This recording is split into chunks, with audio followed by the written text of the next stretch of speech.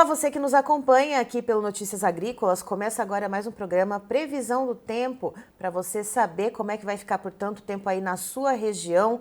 E claro, a gente sempre tem aqui um meteorologista de gabarito para trazer essas informações para você e também um canal de interação aberto. Vou te avisar, você que está acompanhando aí do outro lado da telinha, nós estamos com o nosso chat aberto tanto no site do noticiasagricolas.com.br, como também no nosso canal do YouTube, Notícias Agrícolas Oficial. Então, se você tem alguma dúvida sobre como vai ficar o tempo aí na sua região, é só mandar aqui, sempre pontuando muito bem a questão da cidade que você quer saber e do estado.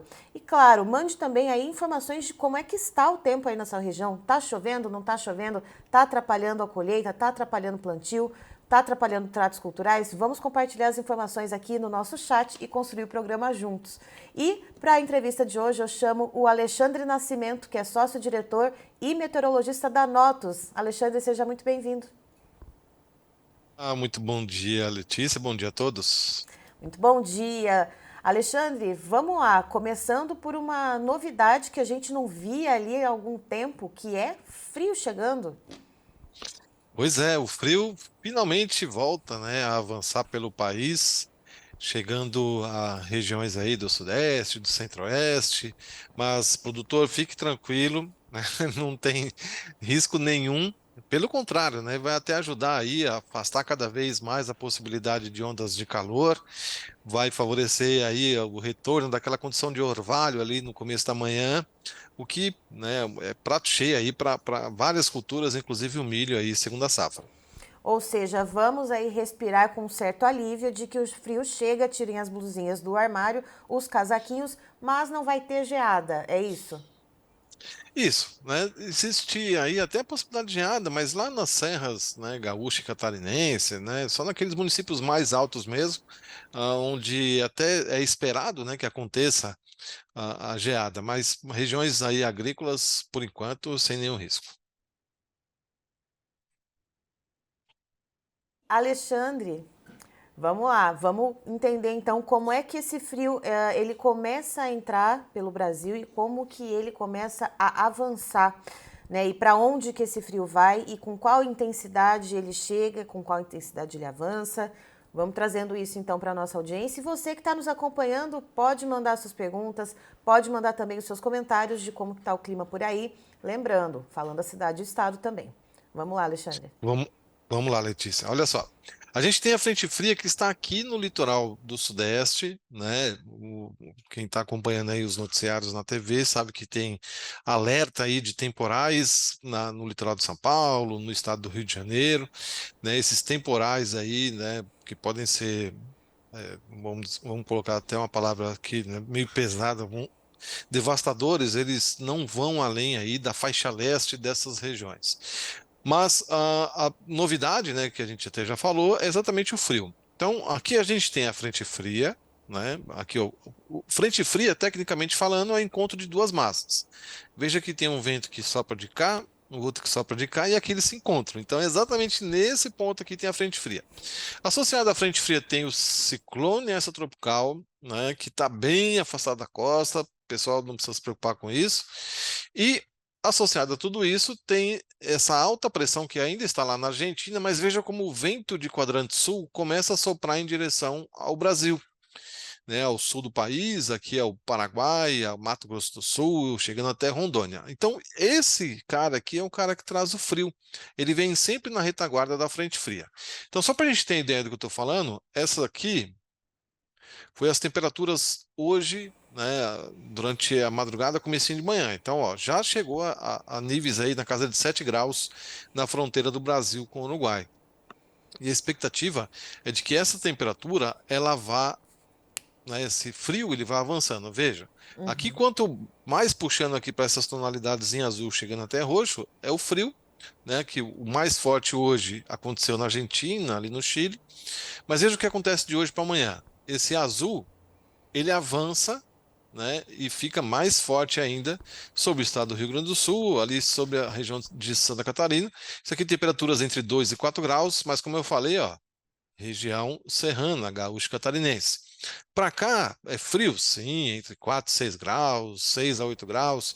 Então, isso aqui é fora do limiar para a formação de geada, mas já contempla essa queda de temperatura, que chega também ao sul de Mato Grosso do Sul, chega ao estado de São Paulo, chega ao sul de Minas. Repito, mais uma vez, para não ficar dúvida, sem risco de geada. No domingo, esse frio já começa a diminuir, né? Então, assim, essa é a primeira onda de frio.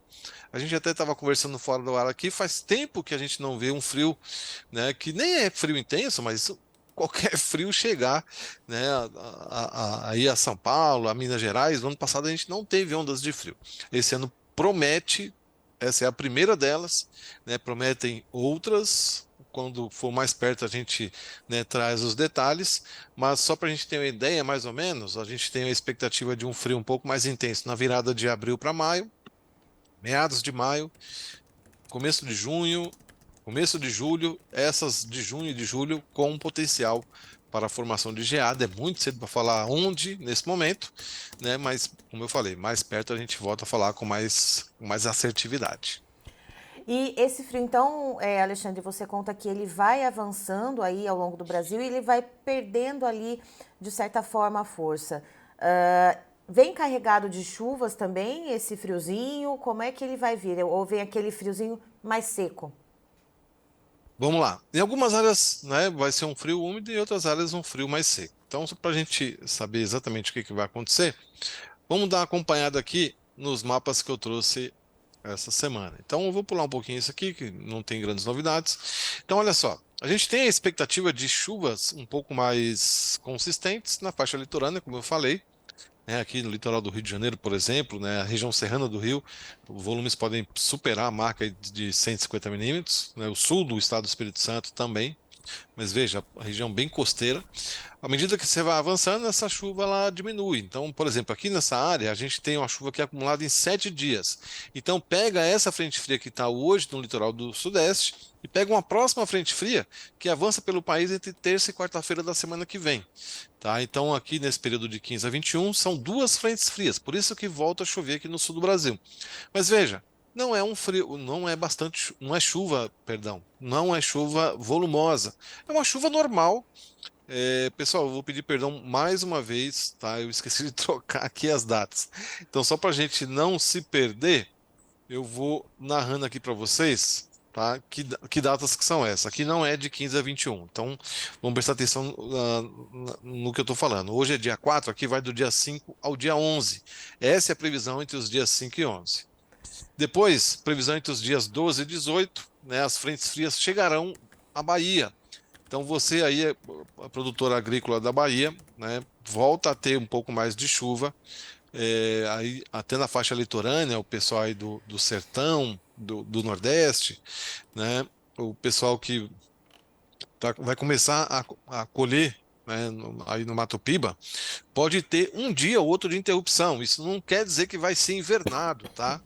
Mas a gente pode ter aí, repito, entre os dias 12 e 18, por favor, me perdoem, mas não presta atenção aqui nessas datas, tá?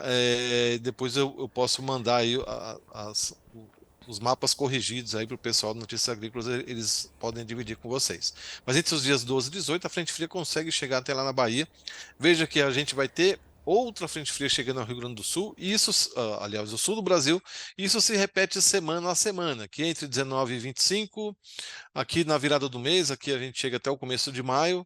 Veja que em maio, né, a gente está chegando até o dia 15 de maio, esse mapa aqui é do dia 9 ao dia 15 de maio, as frentes frias sempre conseguindo chegar até, né, o sul do Brasil. E aqui na região central do país, a gente já começa a ter só garoadas, né? É normal, olha como a chuva ela vai reduzindo, ela vai abrindo essa área mais clara, Uhum. né? É normal que nessa época do ano isso aconteça, né? Não é normal chover em maio, por exemplo, em Brasília, né? Seria anormal eu estar narrando aqui uma chuvarada em Brasília em maio, tá? Mas nos extremos norte e sul do Brasil e na faixa leste do Nordeste é importante que chova nessa época do ano e há essa expectativa.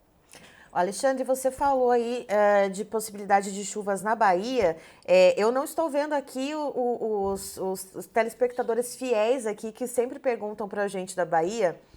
Mas eu vou perguntar mesmo assim, vamos lá. A gente tem o José Mendes, que sempre pergunta de Ibitiara, que a situação lá tá feia, de falta de chuvas. Tem também o Evandro, que ele pergunta de Bom Jesus da Lapa. Depois a gente pode falar até um pouquinho do sertão pernambucano, Oricuri, que é o José Pereira, que também sempre faz essa pergunta. Mas pegando ali o pessoal da Bahia, né, e olhando também até para a região um pouco mais a oeste, o pessoal do algodão, ali, Luiz Eduardo Magalhães, Barreiras, traga, portanto, esse recorte da Bahia para a gente, por gentileza, Alexandre. Olha, essa umidade no oeste da Bahia vai ser mega bem-vinda, né? Já tem algodão no chão, né? E volta a chover de forma mais consistente. O pessoal lá, né, um pouco apreensivo com o corte de chuva que houve aí durante as últimas semanas. Mas volta a chover de forma um pouco mais consistente agora, né, nessa virada aí nessa próxima uma semana. A gente tem essa frente fria que chega à Bahia, né, e traz chuva para não só para o oeste baiano, né, mas a gente vê aqui chuva em todo o estado da Bahia, contemplando inclusive aí as regiões, né, dos nossos ouvintes. E depois, avançando para dentro do mês de abril, aí a chuva diminui, mas aí já é normal, né, chover pouco. Então, mas veja que como a gente tem aqui uma concentração de chuva no litoral, isso quer dizer que as frentes frias elas conseguem chegar até a Bahia. E isso traz umidade, né, faz com que as temperaturas não explodam, né, traz aquele friozinho durante a madrugada que é suficiente para formação de orvalho nas primeiras horas do dia. Então, tudo isso, né, termina sendo bastante importante para o desenvolvimento de lavouras como, por exemplo, o algodão, né? O algodão, ele até um determinado momento, ele precisa beber água do céu, mas depois de um certo período ele precisa beber água do solo, né? Então essa chuva aqui ela vai ser boa para fazer essas duas coisas, ou seja, penetrar no solo e também molhar as plantas. E aí depois com o orvalho a gente tem aí uma umidade que, né, já seja suficiente aí para o desenvolvimento final. E depois é importante que não chova, né? Mais uma vez, perdão, aqui a data está errada, mas aqui, por exemplo, a gente está indo ali até meados do mês de maio. Então é importante que não chova nessa área, né, nessa época do ano, ou se chover, chova muito pouco, né? Porque senão pega os capuchos de algodão ali que estão começando a abrir e isso termina tirando um pouco da produtividade. Então, né, o clima ele deve ser um pouco mais favorável aí, tanto para os baianos quanto para os pernambucanos. Veja, essa frente fria que chega, ela encosta, né, na divisa entre Bahia e o estado de Sergipe, e aí a instabilidade ela passa pelo sertão, né? Aí pelo sertão de forma geral, inclusive o sertão de Uhum. Pernambuco. Então isso vai trazer bastante umidade para o pessoal, né? E essa umidade ela persiste, né, com menos intensidade, mas isso já é normal também, e se concentra muito aqui no litoral e agreste, né, dos estados do Nordeste. Então a gente volta a ter aí algo mais dentro da normalidade, né? Então esse mês de abril aí ele vai ser bastante favorável para isso. Já que estamos falando de chuva, antes da gente falar um pouquinho mais das temperaturas, Alexandre, eu queria saber na região centro-oeste como que deve ficar de chuvas, que eu estava falando inclusive aqui, eu tô até estava falando aqui com uma produtora rural de Jataí, no estado de Goiás, que ela estava falando do milho safrinha e dizendo para mim que precisava de chuvas ali contínuas, né, chuvas boas ao longo do mês de abril para consolidar a segunda safra de milho lá em Goiás. Se a gente puder então fazer agora um apanhado ali da região centro-oeste de como que deve ficar de chuvas para os próximos dias. Vamos lá. Bom, ao invés de eu mostrar por aqui, né, essa confusão que eu acabei fazendo aí com. Eu não tenho exatamente Jataí, mas eu tenho ali a região de Rio Verde. Vai ser Uhum. bom para mostrar para ela. Então, olha só. O que que a gente tem? Nós temos essa frente fria que está hoje, né, que favorece o retorno das pancadas de chuva, e tem uma outra que passa na semana que vem, né, e mais duas aí até o final do mês. Então, isso traz uma condição, né, melhor de chuva do que foi março, né? Março foi um mês, de fato, bastante, principalmente os primeiros 20 dias de março foram, né, a gente teve aí uma quebra da chuva, ela ficou muito lá no extremo sul do país e no extremo oeste e norte, e terminou saindo um pouco aí da região de Goiás, mas depois quebrou, né, aquela questão do bloqueio que existia, as frentes frias voltaram a avançar e elas continuam avançando. Então, quando a gente fala que o frio vai chegar a São Paulo, isso quer dizer que a frente fria consegue avançar até Goiás. E isso vai acontecendo ao longo do mês de abril. Mas veja só, uma coisa que a gente tem que deixar bem claro, né? E às vezes eu ouço isso, tem que chover bastante em abril. Já não é época de chover bastante.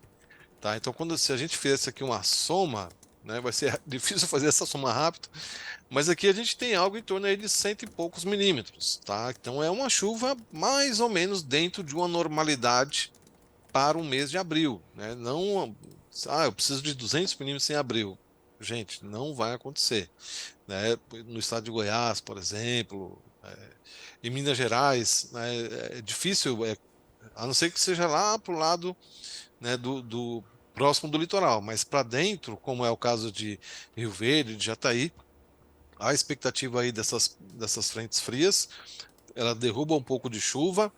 O bom é que a umidade, ela, né, depois, mesmo no dia que não chova, a temperatura da madrugada, ó, pode ver que ela cada vez mais ela vai caindo, ó. Em média, ela vai caindo. E aí, isso aqui é o suficiente para você formar bastante orvalho ali nas primeiras 2, 3 horas, né? Então, isso é uma umidade que dá uma segurada.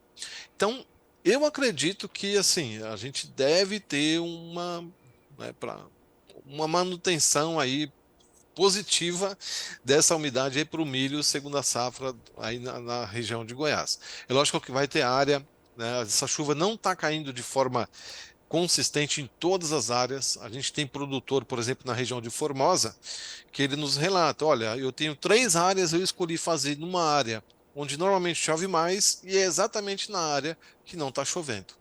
Então, isso infelizmente termina acontecendo, né? Isso termina fugindo até do nosso controle.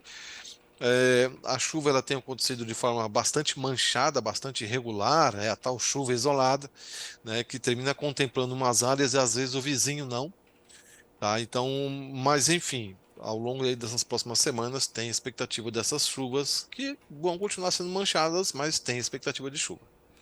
E Alexandre, aproveitando que a gente está falando do Centro-Oeste, Mato Grosso do Sul, como é que deve ficar para todo o estado? Eu sei que rola um pouco que uma divisão da região mais ao sul do Mato Grosso do Sul, que acaba se diferenciando um pouco da região centro-norte do estado. Como que deve ficar para lá? E também quando a gente olha para Mato Grosso, quais são as perspectivas também para o pessoal todo que está com o milho aí no campo? Bom, vamos voltar aqui ao mapa, né? Eu vou narrando os períodos aqui. Então, aí até o dia 10, né, a gente tem aí essas frentes frias que chegam. A gente tem aqui uma frente fria que está saindo, que termina favorecendo mais a região norte do estado de Mato Grosso do Sul. Tem a próxima frente fria que começa a avançar de terça para quarta-feira, que chega ao sul de Mato Grosso do Sul.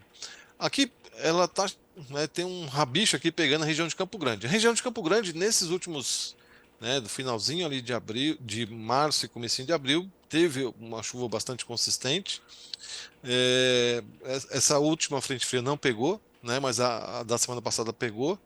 É, e vai dar tempo de esperar a próxima, né, essa próxima que chega na próxima semana. Veja como essa próxima frente fria, né, que é depois do dia 10, ela consegue chegar até Mato Grosso do Sul. Então, eu acredito que a quantidade de água prevista para Mato Grosso do Sul para a segunda safra seja um pouco melhor daquilo que aconteceu na primeira. A gente teve quebras bastante significativas no estado, principalmente da região central indo mais para o oeste, né? Curiosamente, tá? Eu tenho um cliente lá na região de Campo Grande, aliás, existem dois. Um deles nos relata que as produtividades foram muito boas, então, sabe aquela chuva manchada, isolada, ele deu bastante sorte. Tem um outro que tem duas fazendas, uma um pouco mais a noroeste, outra mais a sudeste da região central de Campo Grande. E uma pegou mais ou menos, e a outra pegou menos. Então, ele falou que ele sentiu quebra nas duas, uma mais do que a outra. Então, essa tem sido, né, vamos dizer, a máxima do estado de Mato Grosso do Sul.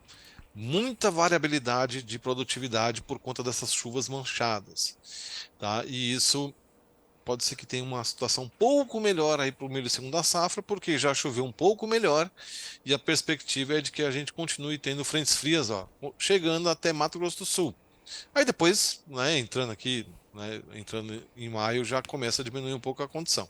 Mas acho que Mato Grosso do Sul, essa segunda safra, pelo menos em princípio, né, não tem risco nenhum de geada, nada disso. Agora, Mato Grosso vai bem, né? Mato Grosso teve bastante chuva na primeira safra, teve até problema com atraso de colheita e instalação do milho, do algodão, por conta do excesso de chuva no período de colheita, ou seja, tem bastante água no subsolo, ainda tem chovido de forma regular, a expectativa é de que continue chovendo e vai cortando só ali mais para perto, né, da entrada de maio. Mas assim, vai cortando, não é corte seco, Uhum. tá? Então a gente deve ter uma condição, né? E aí quando vai entrando dentro do mês de maio, produtor de algodão, por exemplo, quer mais é que não chova mesmo, tá? A não ser aquele mais tardio, né, que terminou apostando porque atrasou demais ali por causa, né, do excesso de chuva no período de colheita da soja. Mas, enfim, é essa condição que a gente tem para Mato Grosso e Mato Grosso do Sul. Onde a situação está um pouco mais caótica, né, por conta da não chuva em março, né, é tanto o Goiás quanto, né, a região aqui do Padef, né? Então essas Uhum. regiões voltaram a ter chuvas manchadas e a expectativa é de que nesse mês de abril continue tendo chuvas manchadas. E aí mais no final de abril e começo de maio, aí essa chuva começa realmente a dar uma parada, tá? Então assim, quem avançou demais no plantio da segunda safra, pode ser que, né, não vai ter surpresa porque já é um risco fazer isso, né? E eu acho que nenhum meteorologista que passou por aqui disse que a chuva ia espichar demais. Então é essa a condição aí para o Centro-Oeste. E Alexandre, uma pergunta que eu tenho aqui do Gilson Lopes, que a gente até tinha comentado um pouco sobre isso antes da gente entrar ao vivo, sobre Laninha e El Ninho, né? Esse ano foi um Laninha que faltou um pouco ali de arroz com feijão, foi meio, né, não teve tanta intensidade assim. E o Gilson está perguntando se vai ter Laninha ou El Ninho em 25 e 26, e ele fala da Bahia. A nossa audiência aqui na Bahia da Previsão do Tempo é sensacional. Então eu queria saber como é que ficam essas condições, Alexandre. Como que fica esse efeito do Laninha? Ele perdeu mesmo a intensidade? Entramos numa fase de neutralidade? Deve haver uma transição para El Ninho? Olha, em se tratando do que vai acontecer ao segundo semestre, né? Primeiramente, muito obrigado aí pela audiência, né? O pessoal da Bahia, um lugar que eu já fui bastante, tanto, né, para praia quanto lá para o oeste, né? Fazer palestra. Bem, veja, nossa amplitude nesse momento ele já está aí na casa aqui, ó, ele está na casa de 0,2 positivo. Isso quer dizer que a gente já entrou numa neutralidade, né? Uhum. Aqui próximo da costa oeste aqui né, do Pacífico está até mais quente do que o normal, aí acima de 1 grau. Mas na região central está na casa de 0,2, ou seja, neutralidade. As previsões, aqui esse gráfico aqui é o IOS, que é o Índice de Oscilação Sul. Ele reflete Laninha quando ele está positivo. Veja que nos últimos meses ele decaiu, ele veio para o lado de cá. Então Uhum. a gente já está neutro. E a expectativa é de que a gente permaneça neutro. Ó, veja que a barrinha cinza é a maior até o meio do ano. Para o segundo semestre, a coisa está aberta, completamente aberta. Qualquer previsão dessa época do ano para o segundo semestre, né, ela não tem nenhuma, vamos dizer assim, fortaleza científica por trás, tá? Aqui o modelo probabilístico me diz que existem iguais condições, tanto de entrar uma segunda laninha, quanto de manter a neutralidade, isso na casa de 40%, e 20% de entrar um El Niño. né? Isso aqui está muito próximo, né, uma vez que a gente está há 8 meses, né, desse período. Então, o que que a NOAA diz? Olha, nessa época do ano, os modelos eles não têm essa destreza de dizer o que vai acontecer no final do ano. Tem gente que começa a ler esse gráfico e dizer que vai acontecer isso. Pessoal, não coloque isso na cabeça, tá? É muito cedo para a gente bater martelo em relação a essa previsão. O fato é, segunda safra agora, neutralidade. Início do segundo semestre, neutralidade. O último trimestre está completamente aberto.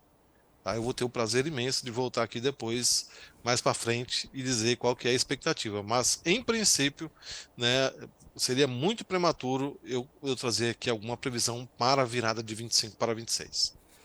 Aqui, ó, olha só, lembra que eu falei que o pessoal da Bahia aqui tá sempre muito presente? Ó, o Evandro Batista apareceu, que eu falei que ele sempre pergunta de Bom Jesus da Lapa. Aí, ó, ele quer saber como que vai ficar as condições de tempo para a região de Bom Jesus da Lapa com essa neutralidade. Fica mais quente e seco na média normal da climatologia local? Na realidade, né, fica ligeiramente mais quente, porque aí a gente entra né, no gráfico do que está acontecendo com o planeta. Mas muito diferente do que aconteceu no passado, que tinha aquele resquício de El Niño e foi extremamente quente, tá? Então ali ligeiramente mais quente do que o normal, aquela temperatura mais amena durante as madrugadas, comecinhos de manhã, com orvalho na região. E em relação à chuva, né, pelo menos aí nos próximos 6 meses, ela vai diminuindo de forma gradativa. Então a gente entra numa condição bem perto da normalidade aí para sua região. Perfeito. Alexandre, muito obrigada pelas informações. Você e todo o time da Nota, você e a Desirê, são sempre muito bem-vindos aqui com a gente, meu caro. A gente que agradece sempre aí a oportunidade, precisando é só chamar. Perfeito. Estivemos aí, portanto, com o Alexandre Nascimento, que ele é sócio-diretor e meteorologista da Notos, nos trazendo as informações a respeito, então, do friozinho que já chegou pelo sul do país e deve avançar, portanto, passando pela região sudeste, parte da região centro-oeste, mas conforme ele avança, segundo o Alexandre, ele vai perdendo a força, ou seja, ali no sul do país teve áreas ali mais na divisa com o Uruguai que chegou uma temperatura ali de cerca de 7 graus já desde de ontem para hoje. Então esse frio ele deve avançar, mas o Alexandre ele pontuou e deixou isso muito claro desde o comecinho da entrevista. Não tem alerta para geada, a não ser numa região muito alta, muito elevada de serra, seja no Rio Grande do Sul ou em Santa Catarina. Tirando isso, os produtores podem ficar tranquilos que esse friozinho ele vem um pouco mais de leve, sem, portanto, essa previsão de ter geadas acontecendo. E eu queria convidar vocês para ficarem ligados na nossa programação do Notícias Agrícolas, porque daqui a pouco tem mais entrevistas para vocês. Às 11h30 tem programa Pecuária e Mercado com Alexander Horta, trazendo todas as informações para você, então, ficar muito, muito, muito bem preparado para tocar suas operações na pecuária. Ao longo da tarde, Notícias Agrícolas também exibe mais entrevistas ao vivo e também tem os nossos podcasts originais que você pode acompanhar tanto aqui no Notícias Agrícolas no formato aí de videocast, como também colocar na sua plataforma de áudio preferida, entrar dentro do carro e tocar a estrada fora ouvindo as melhores informações aqui do Notícias Agrícolas, porque o Notícias Agrícolas é informação agro-relevante e conectada.